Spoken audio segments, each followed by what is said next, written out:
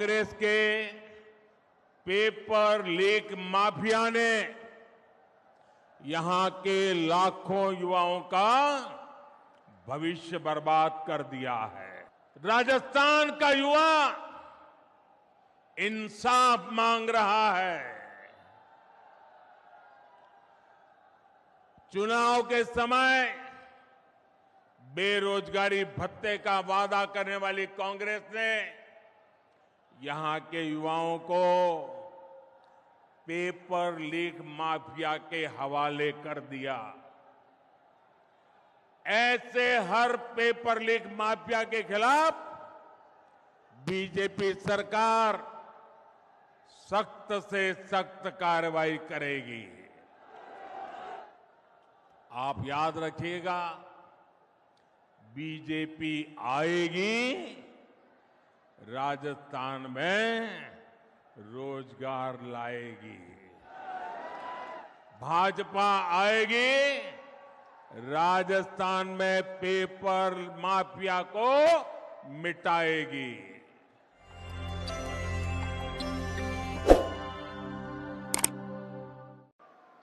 साथियों, आज भारत तेजी से विकसित होने के लक्ष्य की तरफ आगे बढ़ रहा है, लेकिन इस समय भारत कई विराट चुनौतियों का मुकाबला भी कर रहा है।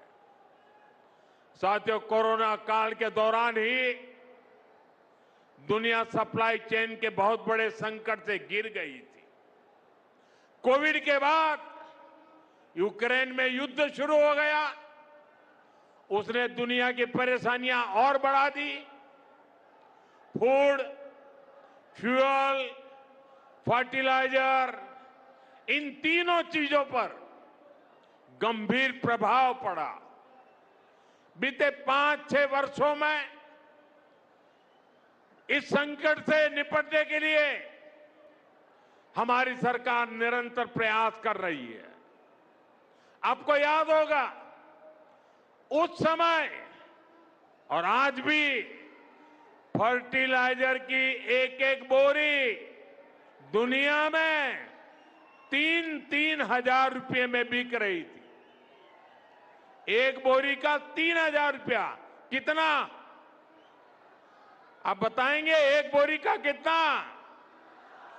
आंकड़ा नहीं, बोलिए मुंह से। 3,000 रुपया एक बोरी का। कितना? एक बोरी का कितना? एक बोरी का कितना?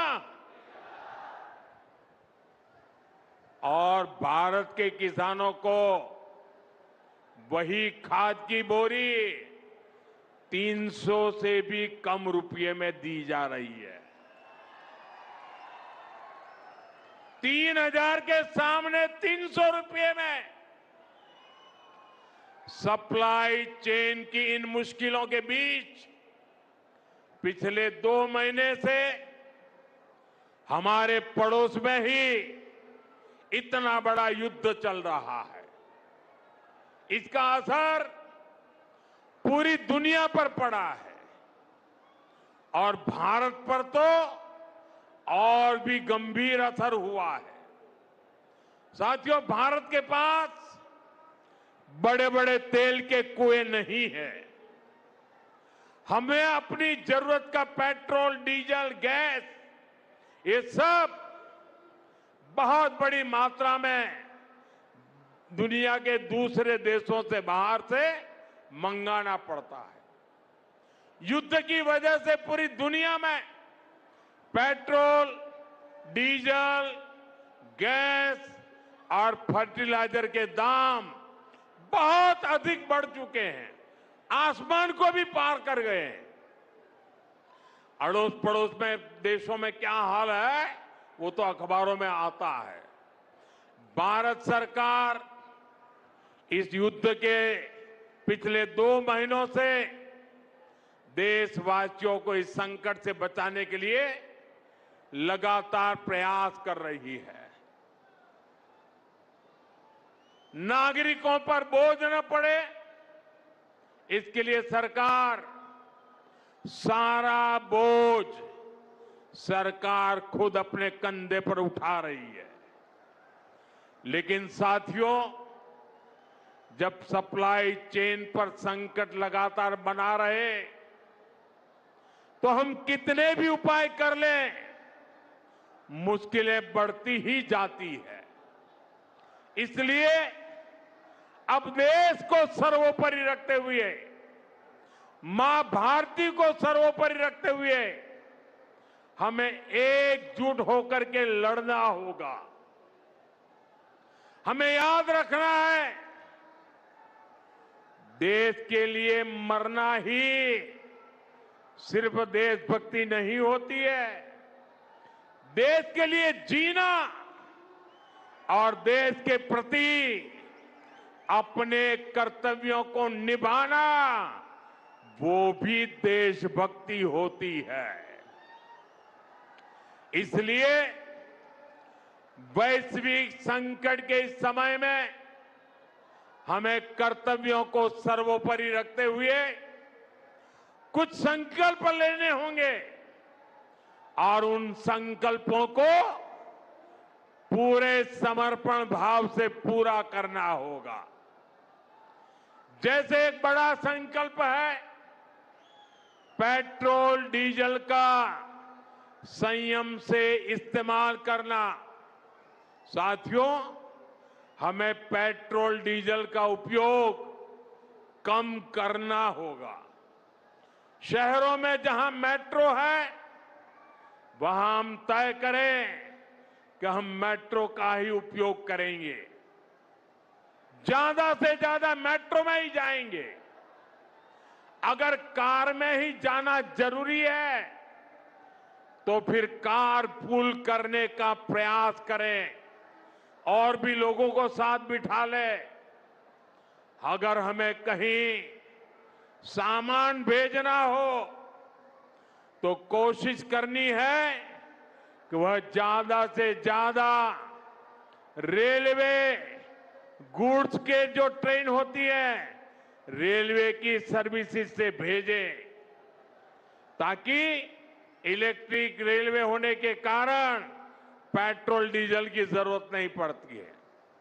जिन लोगों के पास इलेक्ट्रिक व्हीकल है वो भी कोशिश करें कि इलेक्ट्रिक व्हीकल का ज्यादा से ज्यादा उपयोग करें। साथियों, हमने कोरोना के समय में वर्क फ्रॉम होम की, ऑनलाइन मीटिंग्स की, वीडियो कॉन्फ्रेंस की, ऐसी अनेक व्यवस्थाएं विकसित की और हमें आदत भी हो गई थी। आज समय की मांग ऐसी है कि उन व्यवस्थाओं को हम फिर से शुरू करें तो वो देश हित में होगा। Work from home, online conferences, virtual meetings, इनको हमें फिर से प्राथमिकता देनी है। साथियों, आज जो संकट है उसमें हमें विदेशी मुद्रा बचाने पर भी बहुत जोर देना होगा, क्योंकि दुनिया में पेट्रोल डीजल इतना ज्यादा महंगा हो गया है, पहले से कई गुना ज्यादा कीमतें बढ़ गई है। तो हम सबका दायित्व है कि पेट्रोल डीजल की खरीद पर जो विदेशी मुद्रा खर्च होती है, पेट्रोल डीजल बचाकर हमें वो मुद्रा भी बचानी है। इसके लिए हमारे छोटे छोटे प्रयास भी देश की बहुत मदद कर सकते हैं। जैसे आजकल जो विदेशों में शादियों का, विदेशों में घूमने का, विदेशों में वैकेशन पर जाने का मिडिल क्लास में कल्चर बढ़ता जा रहा है। हमें तय करना होगा कि जब ये संकट का काल है और हमारी देशभक्ति हमें ललकार रही है, तो कम से कम एक साल के लिए हमें विदेशों में जाने की बातों को टालना चाहिए। भारत में बहुत सारी जगह है, वहां हम जा सकते हैं। बहुत कुछ भारत में किया जा सकता है। इस बेटी को नीचे बिठाइए, उसे थक जाएगी। उस बेटी को बिठाइए। वो थैंक यू बेटा, थैंक यू। बैठिए, आप नीचे बैठिए। मैंने देख लिया बेटा, उसको देख लिया। अब आप बैठ जाइए। हाँ, इस छोटी बच्ची को क्यों परेशान करते हो भाई? इन बच्चों को बैठने दीजिए प्लीज।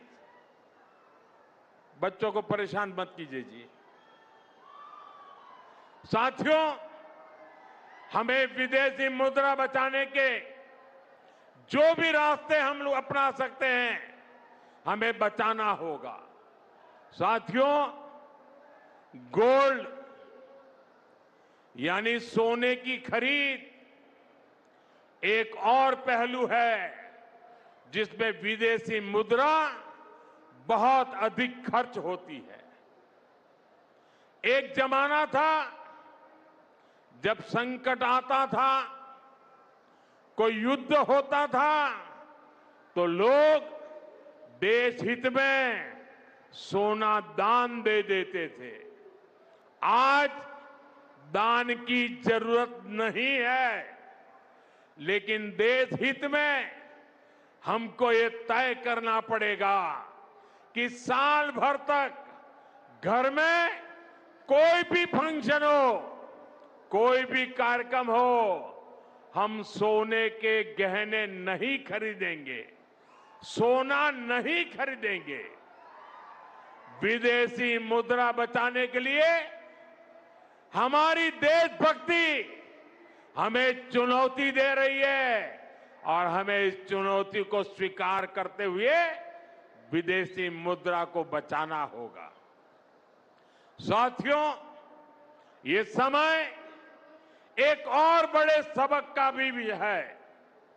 एक समय था जब हम कॉपर एक्सपोर्ट करते थे, लेकिन आज भारत के सामने स्थिति ऐसी बन गई कि अब हमें कॉपर को भी इंपोर्ट करना पड़ता है। हमारे देश में हड़तालें करवाकर कॉपर प्लांट्स को ठप करवा दिया गया और अब हालत ये हो गई कि हमें कॉपर बाहर से मंगाना पड़ता है और उसमें विदेशी मुद्रा खर्च होती है। इसलिए मैं ऐसे सभी श्रमिक मजदूर संगठनों से भी कहूंगा कि हमें ऐसी बातों का जरूर ध्यान रखना चाहिए। भारत को आत्मनिर्भर बनने से जो भी कदम रोकते हैं, उनमें हमें दूरी बनानी होगी और जो लोग ऐसी साजिशों में जुटे हैं, उन पर भी कड़ी नजर रखनी होगी। मैं देश की अदालतों से भी आग्रह करूंगा कि ऐसी स्थिति आने पर देश हित में हमें कोई ना कोई रास्ता निकालने की तरफ बढ़ना चाहिए। साथियों, ऐसे ही खाने के तेल का भी है। इसके आयात के लिए भी बहुत बड़ी मात्रा में हमें विदेशी मुद्रा खर्च करनी पड़ती है। हर परिवार अगर खाने के तेल में खाने का तेल का जो उपयोग करता है, अगर वो कुछ कमी करे, मैंने बार बार कहा है 10% कम करो। अगर हम तेल खाना कम करें ना, तो भी वो देशभक्ति का बहुत बड़ा काम है। आप देश सेवा में योगदान दे सकते हैं और इससे देश सेवा भी होगी और देह सेवा भी होगी। इससे देश के खजाने का स्वास्थ्य भी सुधरेगा और परिवार के हर सदस्य का स्वास्थ्य भी अच्छा रहेगा। साथियों, विदेशी मुद्रा की खपत वाला एक और सेक्टर हमारी खेती है।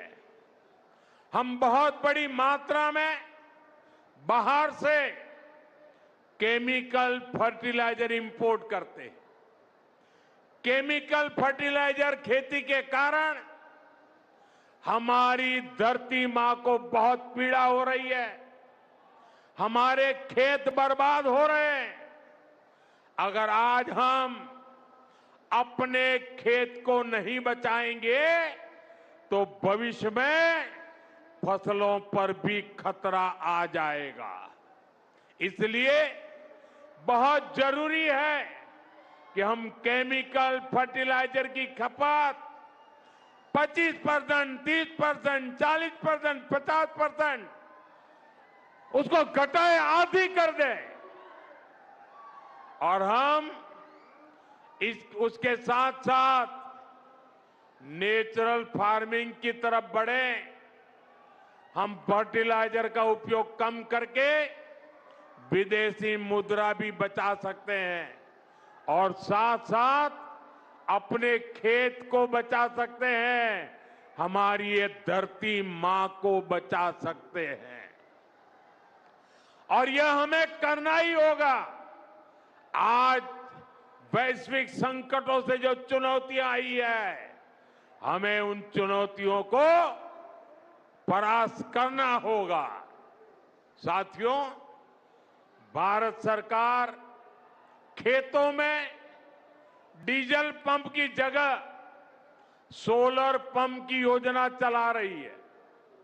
हम खेतों में डीजल पंप की जगह सोलर पंप का उपयोग करने का जोर देना होगा।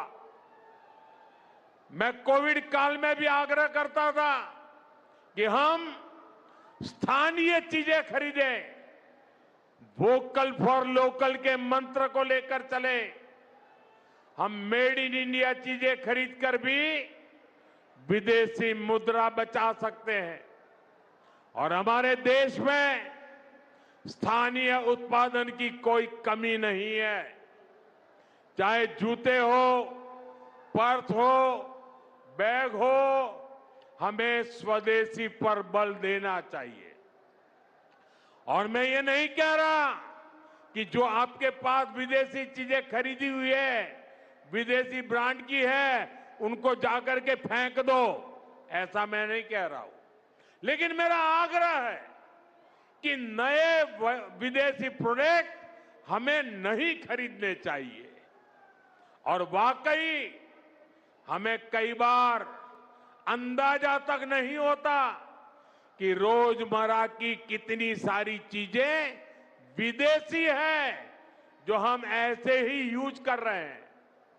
और साथियों, जब मैं बात स्वदेशी की करता हूं तो लोगों को लगता है कि दिवाली के दिए खरीदो मतलब स्वदेशी हो गया।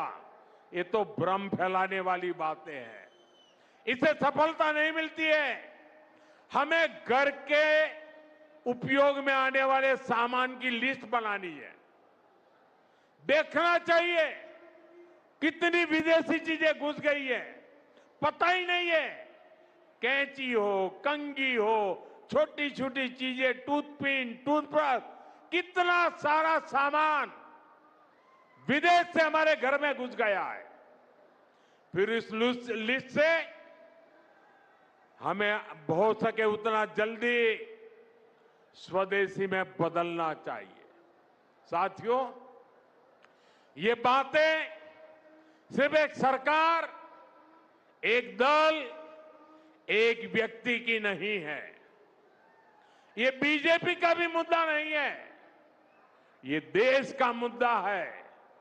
और इसके लिए हर नागरिक, हर राजनीतिक दल, हर सरकार, हर समाज, हर संगठन को संकल्पबद्ध होगा।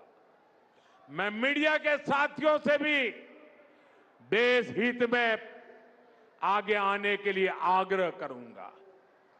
आइए देशभक्ति का भाव जगाएं और देश को जो वैश्विक संकट चल रहे हैं, देश उस संकटों का लाभ ले, परिस्थिति पे सवार हो जाए ऐसा वातावरण बनाने के लिए हमें योगदान देना होगा और तभी जाकर के देश सफल होगा।